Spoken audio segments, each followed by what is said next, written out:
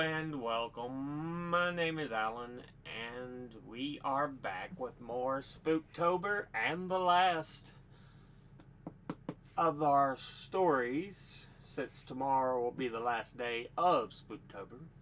Today we're going to read two pieces to kind of finish this off. So, first one is called The Tree. The Tree was probably written in the spring of 1920, generally considered a Dunsian story, probably because of the very mellifluous prose. It is an anomaly in being set in ancient Greece. Very few of Dunsany's works are set there, with the exception of the play Alexander in 1912. The historical details Lovecraft provides allow us to date the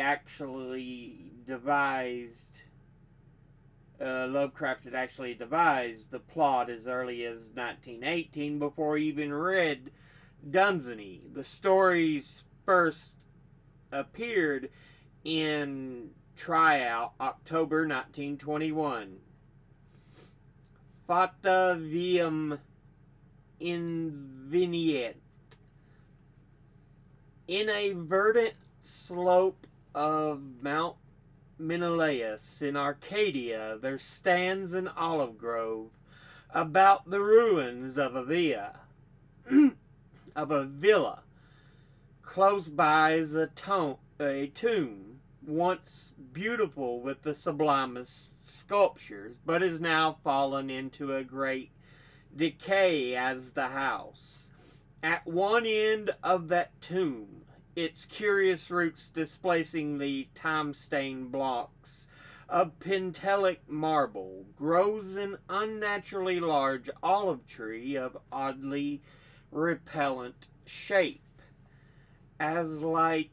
so like to some grotesque man or death-distorted body of a man that the country folk fear to pass it at night when the moon shines faintly through the crooked boughs. Mount Menelaus is a chosen haunt of the dreaded Pan, whose queer companions are many, and simple swains believe that the tree must have some hideous kinship to these weird Panisi. But an old beekeeper who lives in the neighboring cottage told me a different story. Many years ago, when the hillside villa was new and resplendent, there dwelt within it two sculptors, Kalos and Musides. From Lydia to Neapolis, the beauty of their work was praised, and none dared say that the one excelled the other in skill. The Hermes of Kalos stood in a marble shrine in Corinth, and the palace of Musides surmounted a pillar in Athens, near the Parthenon. All men paid homage to Kalos and Musides, and marveled that no shadow of artistic jealousy cooled the warmth of their brotherly friendship. But though Kalos and Musides dwelt in unbroken harmony, their natures were not alike. Whilst Musides reveled by night amidst the urban gaieties of Tegea, and Kalos would remain at home, stealing away from the sight of his slaves into the cool recesses of the olive grove. There he would meditate upon the visions that filled his mind, and there devise the forms of beauty that which later became immortal in breathing marble. Idle folk indeed said that Kalos conversed with the spirits of the grove, and that the statues were but images of the fauns and dryads he met there, for he patterned his work after no living model. So famous are Kalos and Musides that none wondered when the tyrant of Syracuse sent to them deputies to speak of the costly statue of Tyche, which he had planned for his city. Of great size and cunning workmanship must the statue be, for it was to form a wonder of nations and a goal of travelers. Exalted beyond thought would be he whose work should gain acceptance and all, and for this honor Kalos and Musides were invited together, or were invited to compete. Their brotherly love was well known, and the crafty tyrant surmised that each, instead of concealing his work from the other, would often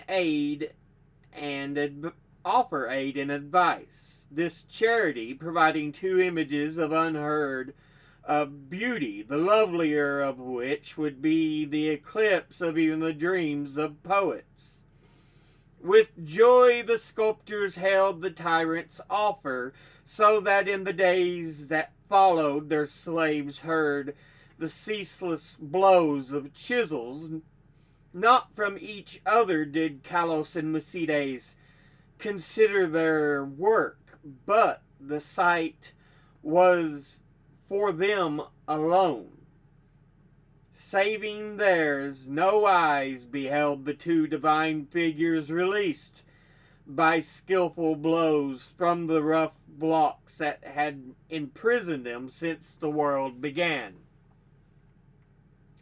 At night, as of yore, Musides sought the banquet halls of Tegea, while Kalos wandered alone in the Olive Garden. But as time passed, men observed a want of gaiety in the once sparkling Musides. It is strange, they said amongst themselves, that depression should thus seize one with such great a chance to win art's loftiest reward. Many months passed, yet it is the sour face of Musides came nothing of the sharp expectancy which the situation should arouse.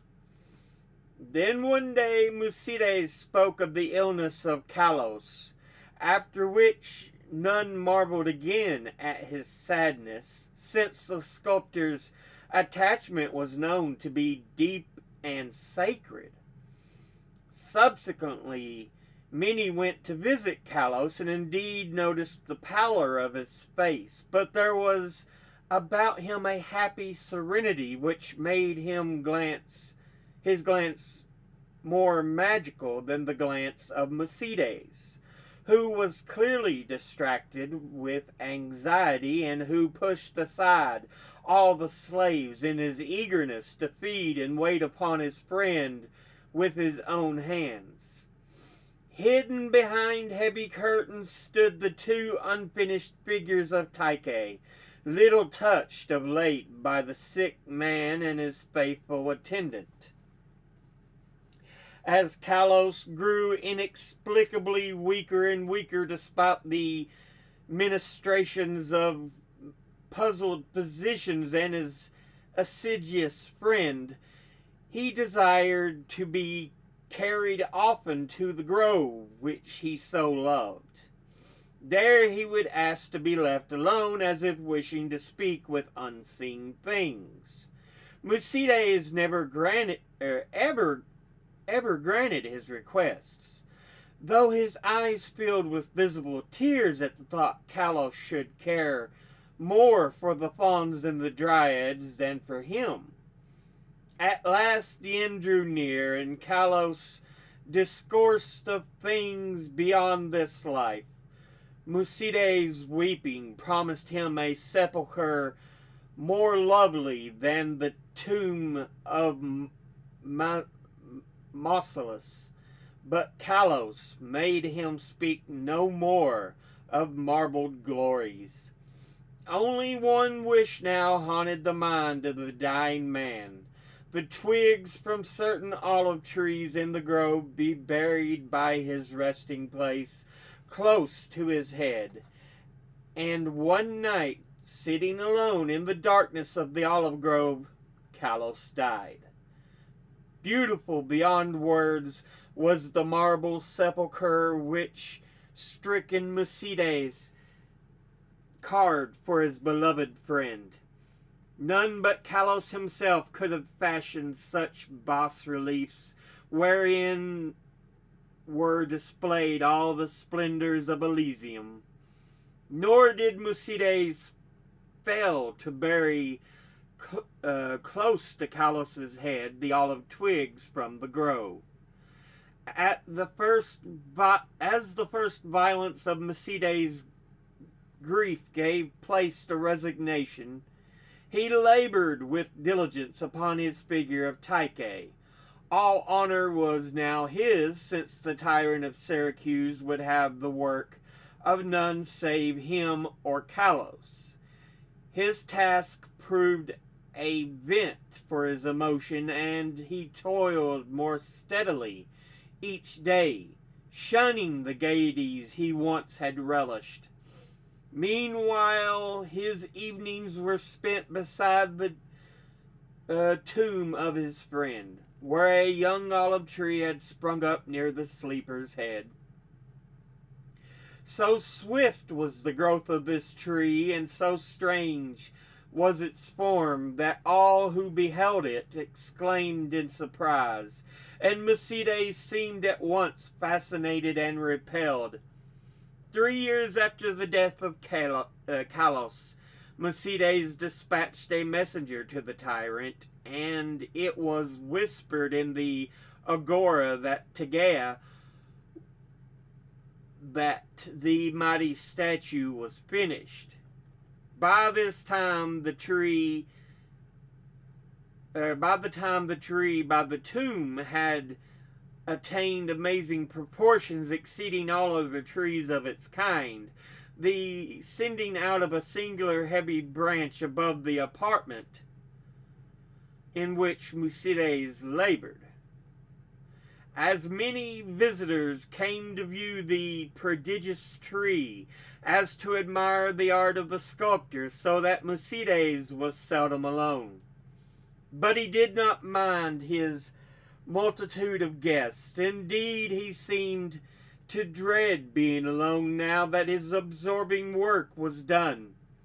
The bleak mountain wind, sighing through the olive grove, and the tomb tree had an uncanny way of forming vaguely articulate sounds. The sky was dark with the evening that the tyrant's emissaries came to Tegea. It was definitely known that they had come to bear away the great image of Tyche and bring eternal honor to Musides, so their reception by the proxenoi was of great warmth. As the night wore on, the violent storm of wind broke over the crest of Menelaus, and the men from far Syracuse were glad that they rested snugly in the town. They talked of their illustrious tyrant and of the splendor of his capital, and exulted in the glory of the statue which Musides had wrought for him. And then the men of Tegea spoke of the goodness of Musides, and of his heavy grief for his friend, and how not even the coming laurels of art could console him in the absence of Kalos, who might have worn those laurels instead. Of the tree which grew by the tomb near the head of Kalos they also spoke. The wind shrieked more horribly, and both the Syracusans and the Arcadians prayed to Aeolus. In the sunshine of the morning, the Proxenoi led the tyrant's messengers up the slope to the abode of the sculptor, but the night wind had done strange things. Slaves' cries ascended from the scene of desolation, and no more amidst the olive grove rose the gleaming colonnades of that vast hall wherein Musides had dreamed and toiled. Lone and shaken, mourned the humble courts and the lower walls, for upon the sumptuous greater peristyle had fallen squarely the heavily overhanging bough of the strange new tree, reducing the stately poem in marble with which completeness to a mound of unsightly ruins. Strangers and Tegeans stood aghast, looking from the wreckage to the great sinister tree, whose aspect was so weirdly human, and whose roots attached so queerly to the sculptured sepulchre of Kalos. And their fear and dismay increased when they searched the fallen apartment for the gentle Musides, and of the marvelously fashioned image of Tyche no trace could be discovered. Amidst such stupendous ruin only chaos dwelt, and the representatives of two cities left disappointed. Syracusans that had no statue to bear home, Tegeans who had no artist to crown. However, the Syracusans obtained after a while a very splendid statue in Athens, and the Tegeans consoled themselves by erecting in the agora a marble temple commemorating the gifts, virtues, and brotherly piety of Musides. But the olive grove still stands, so does the tree growing out of the tomb, and Kalos. And the old beekeeper told me that sometimes the boughs whisper to one another in the night wind, saying over and over again,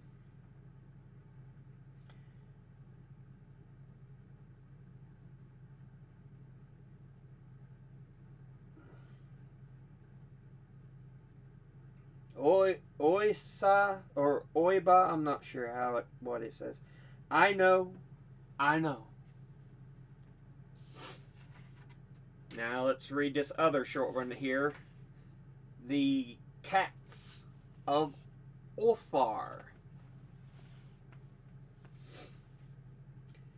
This short tale, written on June the 15th, 1920, is perhaps Lovecraft's most delightful tribute to his beloved feline.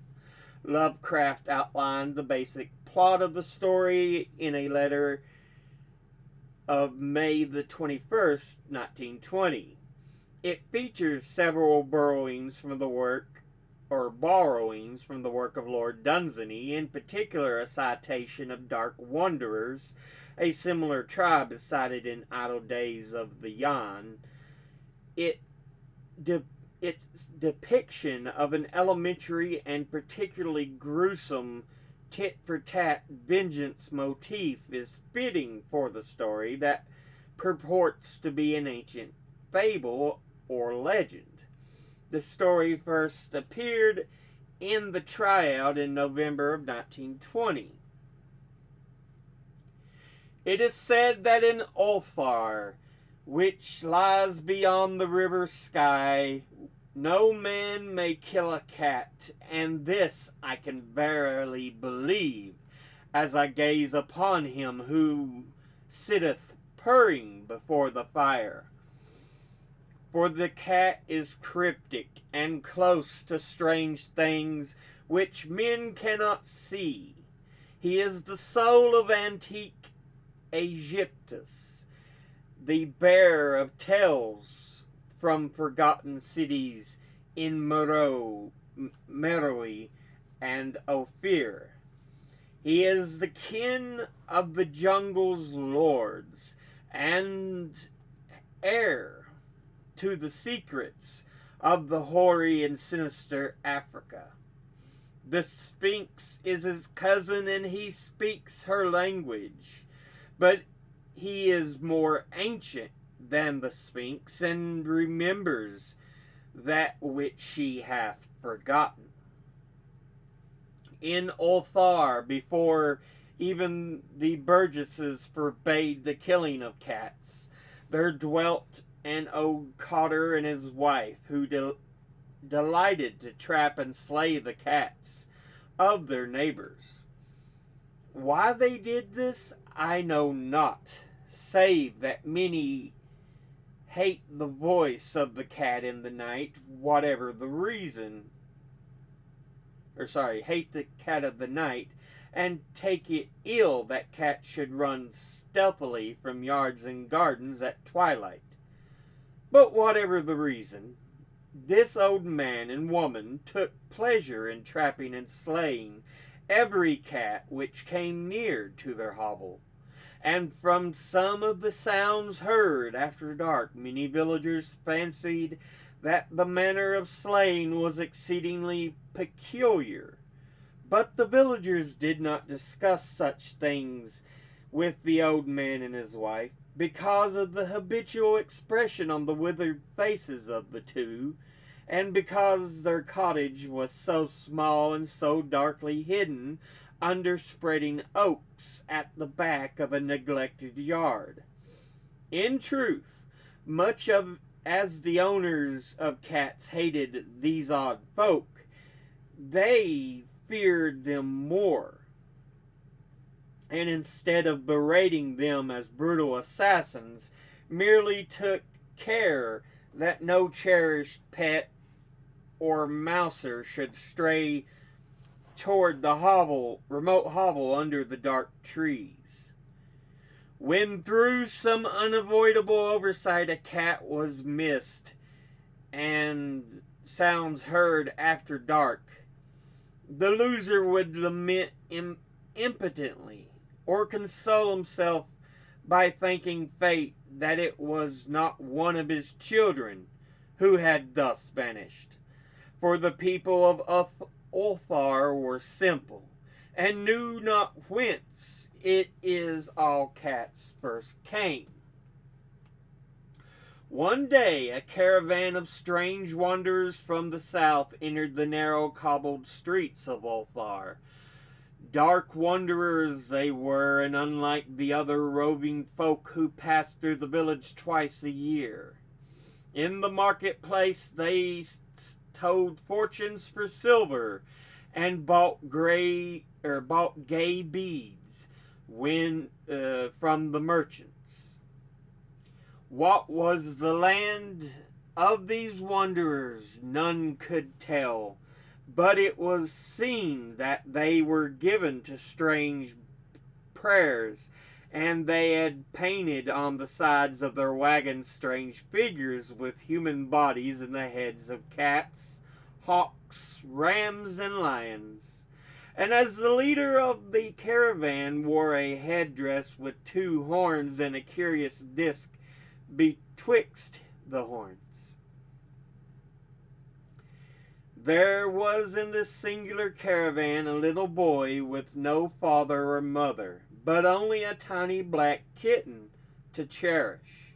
The plague had not been kind to him, yet had left him and his small furry thing to mitigate this sorrow. And when one is very young, one can find great relief in the lively antics of a black kitten. So the boy from the dark people called Menes smiled more often than he had wept as he sate playing with his grateful kitten on the steps of an oddly painted wagon. On the third morning of the wanderer's stay in Ulthar, Menes could not find his kitten, and as he sobbed aloud in the marketplace, certain villagers told him of the old man and his wife, and of the sounds heard in the night. And when he heard these things, his sobbing gave place to meditation, and finally to prayer. He stretched out his arms toward the sun and prayed in a tongue no villager could understand, though indeed the villagers did not try very hard to understand, since their attention was mostly taken up by the sky and the odd shapes the clouds were assuming. It was very peculiar, but as the little boy uttered this petition, there seemed to form overhead the shadowy, nebulous figures of exotic things, of hybrid creatures crowned with horn-flanked discs. Nature is full of such illusions to impress the imaginative. That night, the wanderers left Ulthar and were never seen again. And the householders were troubled when they noticed that in all the village there was not a cat to be found. For each hearth the familiar cat had vanished. Cats large and small, black, gray, striped, yellow and white. Old Crannan, the burgomaster, swore that the dark folk had taken the cats away in revenge for the killing of Menes's kitten, and cursed the caravan and the little boy. But Nith, the lean notary, declared that the old cotter and his wife were more likely persons to suspect, for their hatred of cats was notorious and increasingly bold. Still, no one durst complain to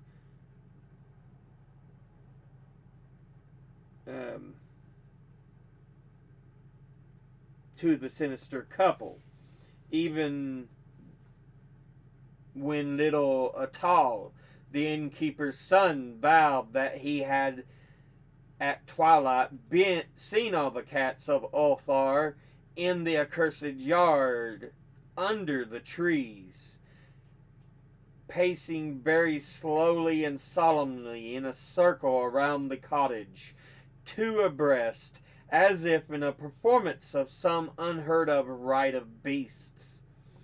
The villagers did not know how much to believe from so small a boy, and though they feared that the evil pair had charmed the cats to their death, they preferred not to chide the old cotter till they met him outside his dark and repellent yard.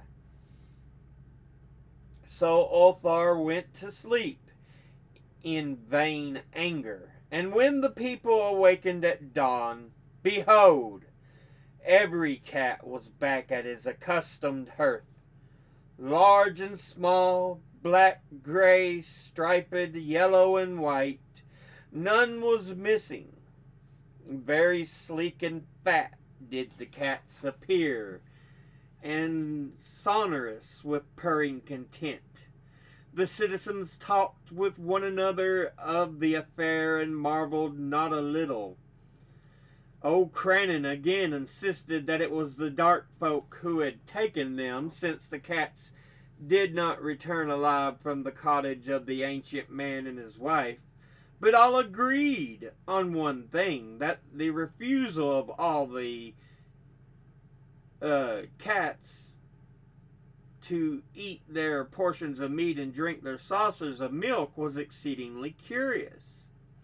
And for 2 whole days, the sleek, lazy cats of Ulthar would touch no food, but only doze by the fire or in the sun.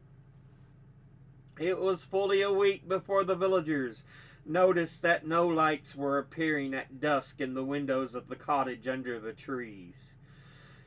Then the lean Nith remarked that no one had seen the old man or his wife since the night the cats were away. In another week, the burgomaster decided to overcome his fears and call at the strangely silent dwelling as a matter of duty, though in doing so he was careful to take with him Shang the blacksmith and Thul the cutter of stone as witnesses. And when they had broken down the frail door, and they found only this: two cleanly picked human skeletons on the earthen floor, and the number of singular beetles gnawing at the shadowy corners, or crawling at the shadowy corners. There was subsequently much talk of the burgesses, among the burgesses of Ulthar. Zath, the coroner, disputed at length with Nith, the lean notary, and Cranon and Shang and Thul were overwhelmed with questions. Even little Atal, the innkeeper's son, was closely questioned and given a sweetmeat as reward. They talked of the old cotter and his wife, and of the caravan, of dark wanderers, of small Menez and the black kitten, of the prayer of Menez, and of the sky daring that prayer, of the doings of the cats on the night the caravan left, and of what was later found in the cottage under the dark trees in the repellent yard. And in the end, the burgesses passed that remarkable law which is told of by traders in Hathig and discussed by travelers in Near, namely, that in Ulthar no man may kill a cat. That was pretty good, I gotta admit. That one was a pretty good story. Let's see. The tree, Greek setting, sculptors.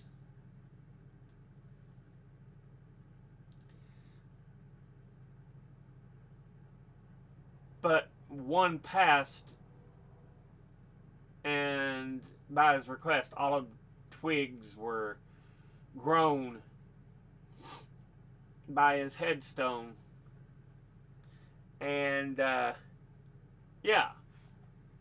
It seems almost like the tree reached out to bring his friend to him, ending the life of Musides. Again, don't know if that's how it's pronounced. I don't speak Greek as a natural language.